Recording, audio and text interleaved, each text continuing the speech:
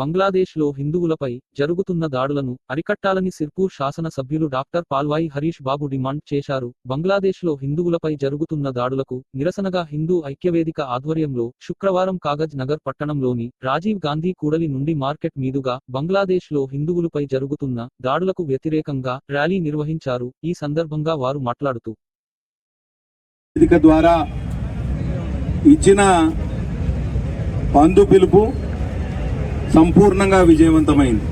ఇవాళ కేవలం కాగజ్నగర్ పట్టణమే కాదు, సిర్పూరు, కౌటాల, బెజ్జూరు, చింతలమానేపల్లి మరియు దయగాం అన్ని మండల కేంద్రాల్లో ఇవాళ సంపూర్ణంగా బంద్ పాటించి హిందువులు మొత్తం సమాజం నియోజకవర్గంలోని ప్రజలందరూ కూడా బంగ్లాదేశ్లో హిందువుల మీద జరుగుతున్న అత్యాచారాల మీద ఇవాళ తన నిరసన గళాన్ని వినిపించారు.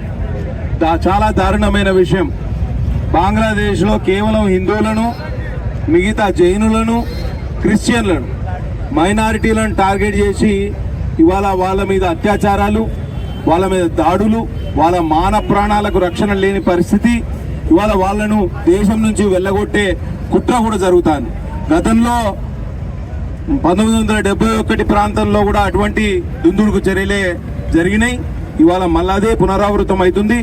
నేను భారత ప్రభుత్వానికి, విదేశాంగ శాఖకు నేను విజ్ఞప్తి చేసేది ఏంటంటే, బంగ్లాదేశ్లో హిందువుల మీద జరుగుతున్న దాడుల విషయంలో కూడా మనం జోక్యం చేసుకోవాల్సిన అవసరం ఉన్నది. తప్పకుండా వాళ్ళ మాన ప్రాణాలను రక్షించాల్సిన బాధ్యత మన మీద ఉన్నది. వాళ్ళందరూ ఒకప్పుడు అవిభాజ్య భారతదేశంలో భాగస్వాములుగా ఉన్నారు. పాకిస్తాన్ నుంచి మొదలు పెడితే తూర్పు పాకిస్తాన్ వరకు, బంగ్లాదేశ్ వరకు మొత్తం అవిభాజ్య భారతదేశం. ఇవాళ బంగ్లాదేశ్లోని ఉపద్రవం కానివ్వండి, పాకిస్తాన్లో కానీ మైనారిటీల మధ్య జరుగుతున్న దాడులు కానీ, ఇవన్నీ దేశ విభజన జరిగిన పరిస్థితుల్లో దాని పర్యవసానమే.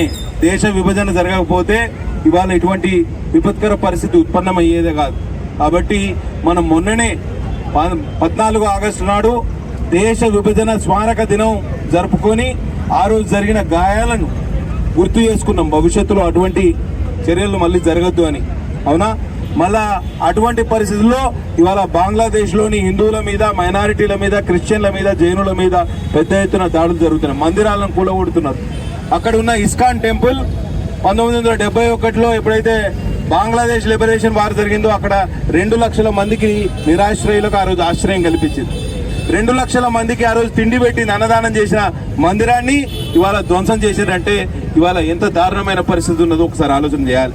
తప్పకుండా భారతదేశంలోని హిందూ సమాజమే కాదు, అన్ని వర్గాలకు, అన్ని మతాలకు చెందిన వారు సంపూర్ణంగా భారతదేశ పౌరులందరూ కూడా బంగ్లాదేశ్లో జరుగుతున్న అరాచకాలపై ఎలుగెత్తి వారి నిరసన గణాన్ని వినిపించాలి. వాళ్ళ మాన ప్రాణాలను కూడా రక్షించాల్సిన బాధ్యత పెద్దలాగా భారతదేశం మీద ఉన్నది. తప్పకుండా భారత ప్రభుత్వం జోక్యం చేసుకుని ఈ బంగ్లాదేశ్లో జరుగుతున్న అత్యాచారాల మీద మన నిరసన గణాన్ని కూడా వినిపించాలి. किसी कोने पे हिंदुओं पे अत्याचार, दुनिया में किसी कोने पे हिंदुओं पे अत्याचार, भारत माता की